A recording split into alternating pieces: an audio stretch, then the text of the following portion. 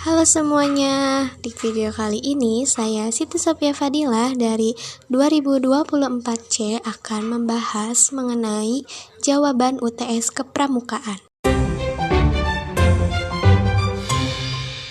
Untuk penjelasannya, kita langsung saja simak baik-baik ya.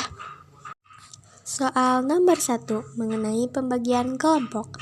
Pembagian kelompok adalah upaya sistematis untuk membentuk satuan-satuan kecil dalam sebuah pasukan atau regu besar. Kelompok-kelompok ini biasanya terdiri dari 5-10 orang.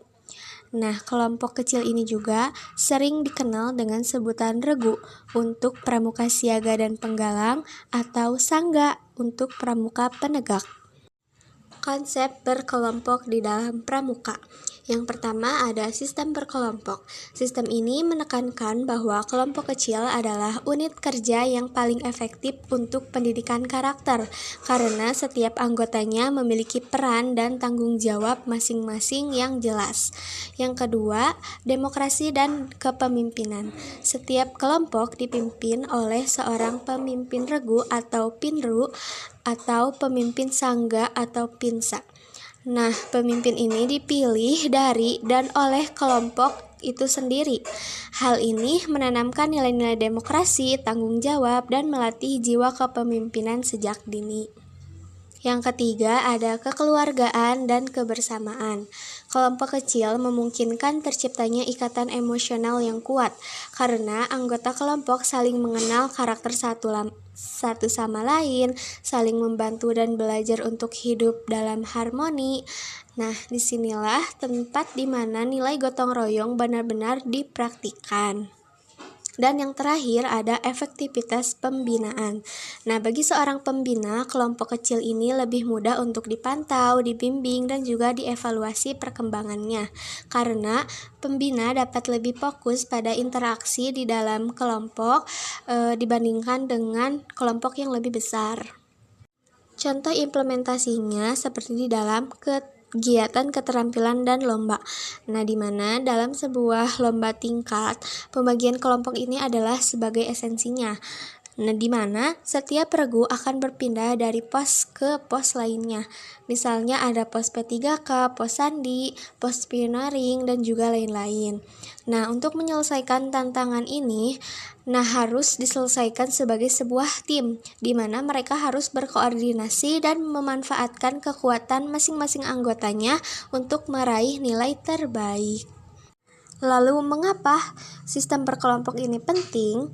Karena yang pertama adalah sebagai wadah untuk pembentukan karakter, di mana mereka belajar bertanggung jawab, disiplin, misalnya memenuhi kesepakatan regu, kejujuran, misalnya mengakui kesalahan di depan teman regunya, dan juga bekerja keras, misalnya melakukan bagian tugasnya.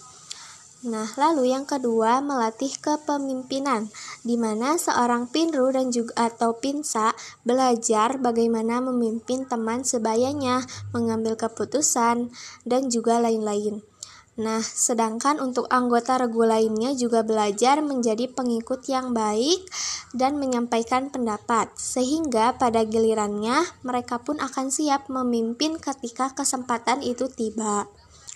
Yang ketiga, mendorong kreativitas dan inovasi melalui kompetensi yang sehat. Nah, di mana dengan adanya regu-regu ini akan tercipta kompetensi yang positif. Lalu yang terakhir adalah membangun rasa memiliki dan solidaritas yang kuat.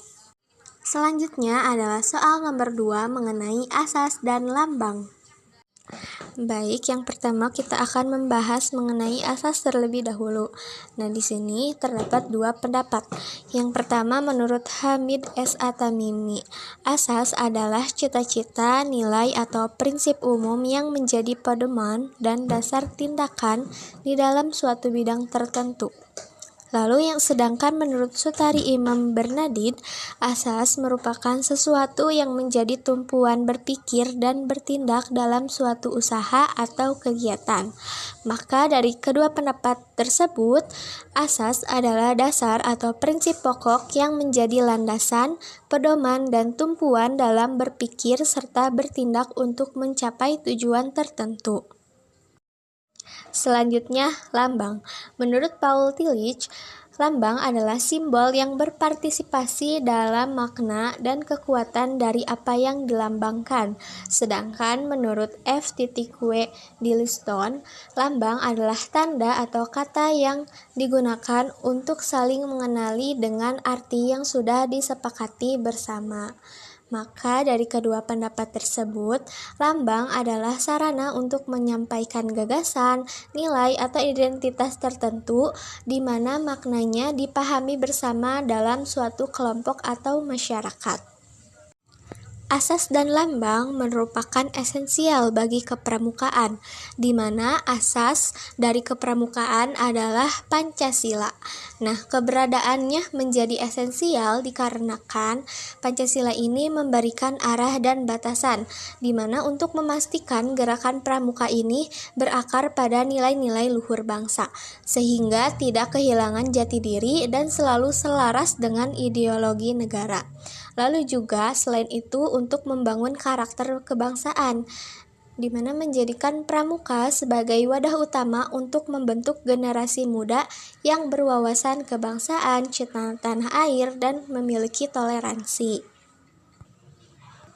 Kemudian, untuk lambang dari kepramukaan adalah tunas kelapa. Nah, di mana keberadaannya ini menjadi esensial dikarenakan setiap melihat atau mengenakannya, maka seorang pramuka akan diingatkan akan cita-cita luhur dan sifat-sifat yang harus dimilikinya, seperti ulet, tangguh, adaptif, dan juga bertekad kuat. Lalu ada juga dari filosofi tunas kelapa, di mana tunas kelapa ini identik dengan tahan lama, bisa tumbuh di mana saja, lalu adaptif, dan juga pohon tertinggi di Indonesia. Nah, secara ringkas, filosofi tunas kelapa ini mengkomunikasikan nilai-nilai inti dari pramuka. Asas dan lambang memiliki hubungan satu kesatuan yang utuh, di mana asas memberikan landasan moral dan arah gerakan, sementara lambang memberikan identitas pemersatu sekaligus menjadi pengingat harian bagi setiap anggotanya untuk mewujudkan nilai-nilai luhur tersebut dalam kehidupan nyata. Tanpa keduanya, gerakan pramuka akan kehilangan pondasi dan jati dirinya sebagai wadah pendidikan karakter bangsa. Selanjutnya, soal nomor 3 mengenai fungsi dan peranan pramuka. Baik, kita akan membahas mengenai fungsi pramuka terlebih dahulu, di mana fungsi pramuka ini ada 3 yang sering disebut dengan fungsi triprakarsa. Yang pertama ada kegiatan bagi generasi muda, di mana bagi anak-anak dan remaja seperti pramuka siaga, penggalang, penegak, dan juga pandega, pramuka adalah sebuah wadah kegiatan yang menarik, menyenangkan, dan juga mendidik. Ia adalah proses pendidikan di luar kelas yang membentuk mereka menjadi pribadi yang lebih tangguh, terampil, dan berkarakter. Semua ini dilakukan tentunya dengan cara yang menyenangkan. Kedua, ada pengabdian bagi orang dewasa. Bagi orang dewasa, pramuka adalah ladang pengabdian. Disinilah mereka mengimplementasikan moto dari ikhlas bakti bina bangsa dan satyaku kudarmakan, dharmaku kubaktikan. Mereka adalah relawan yang menjadi tulang punggung gerakan. Mereka tidak lagi mencari kesenangan pribadi, melainkan memberikan pelayanan demi keberlangsungan gerakan dan masa depan anak didiknya. Dan yang terakhir, ada alat bagi organisasi dan masyarakat. Bagi organisasi dan masyarakat, pramuka adalah instrumen pembangunan dan perekat sosial, di mana setiap kegiatan pramuka dalam bentuk latihan berkala adalah sebuah upaya untuk mewujudkan tujuan yang ingin dicapai, baik itu untuk masyarakat maupun untuk organisasi. Selanjutnya ada peranan dari kepramukaan.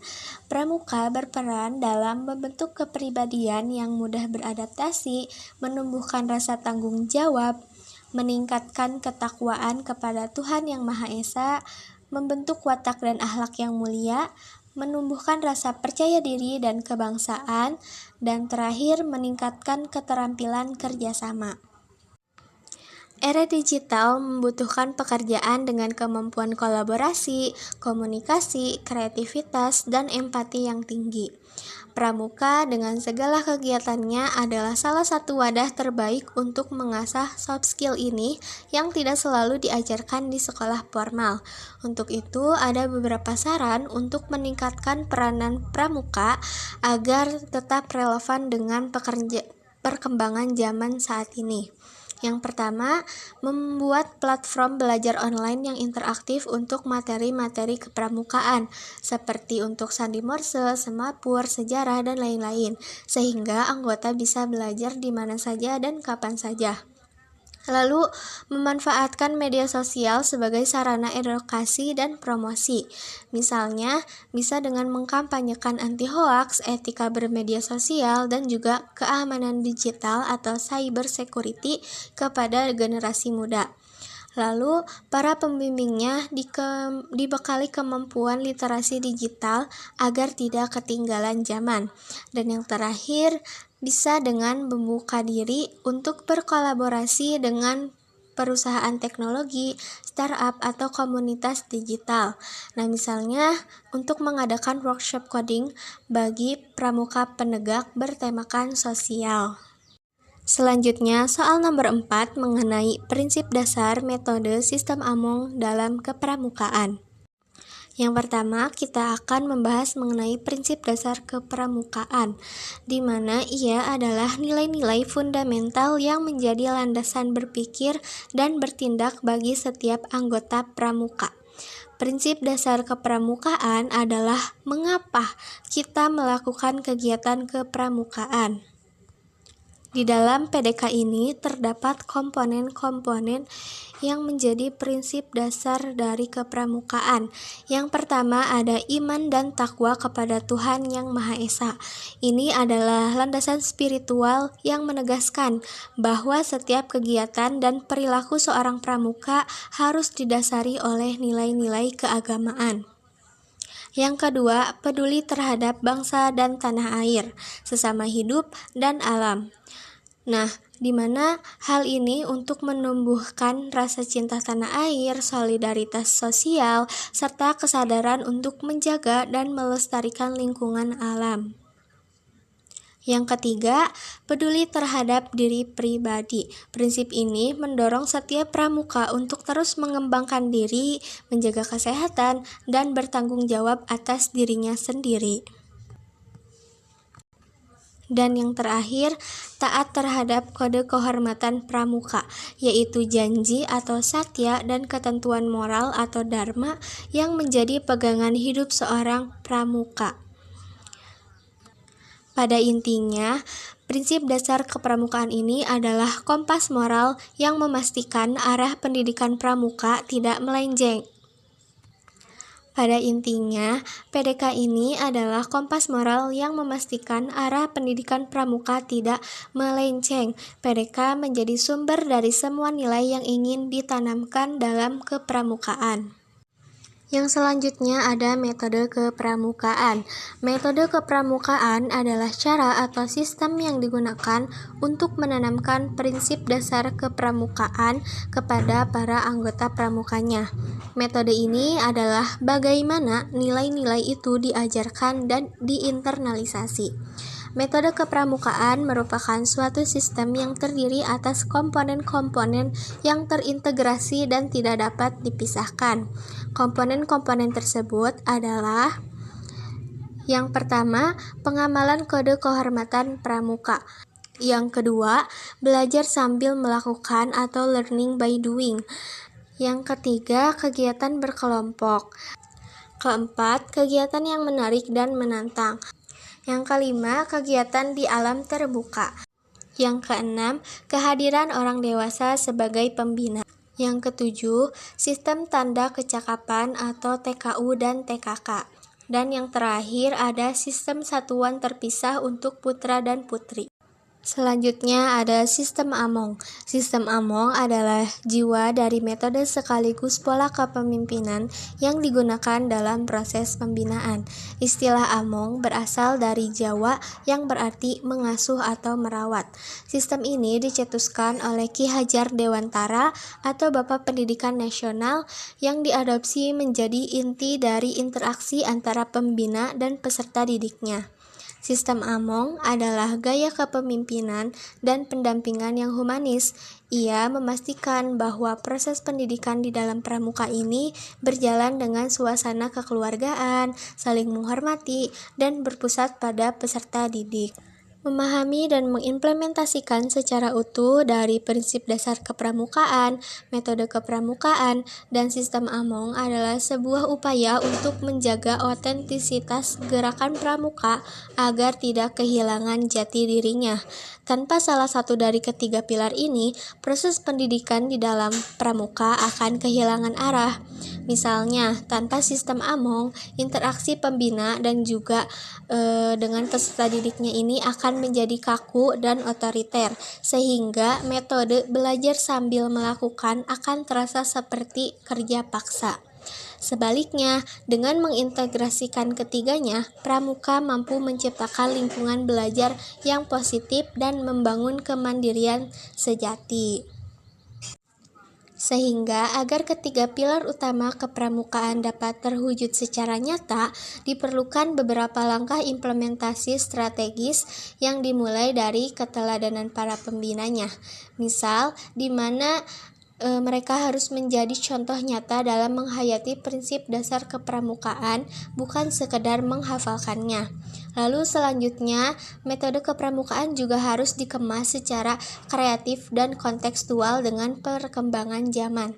Misalnya dengan memadukan keterampilan tradisional dengan teknologi digital, serta memastikan setiap pertemuannya itu selalu mengandung unsur learning by doing. Nah, yang terakhir, untuk proses evaluasi kegiatan, hendaknya tidak hanya berfokus pada hasil akhirnya saja, tetapi memberikan apresiasi terhadap proses, kerjasama, dan nilai-nilai luhur yang ditunjukkan selama kegiatan berlangsung. Selanjutnya adalah soal nomor 4 mengenai organisasi ADART kepramukaan. Menurut Arianto, Gerakan Pramuka adalah organisasi pendidikan nonformal yang menyelenggarakan proses pembinaan bagi kaum muda melalui kegiatan yang menarik, menantang, dan mendidik. Adapun untuk struktur organisasinya, yang pertama ada kuartir nasional atau untuk tingkat nasional, kuartir daerah untuk tingkat provinsi, kuartir cabang untuk tingkat kabupaten atau kota, kuartir ranting untuk tingkat kecamatan, dan yang terakhir ada gugus depan, di mana ia adalah unit terkecil dan terdepan dalam organisasi pramuka. Gudep adalah tempat di mana para anggota pramuka dan pembina itu berhimpun.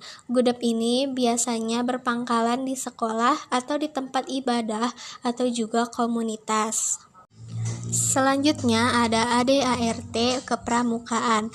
AD atau anggaran dasar adalah sebuah aturan yang memuat aturan-aturan pokok dan fundamental yang menjadi landasan berdirinya organisasi, seperti dimulai dari nama, tempat kedudukan, asas, tujuan, lambang, dan prinsip-prinsip dasar organisasi.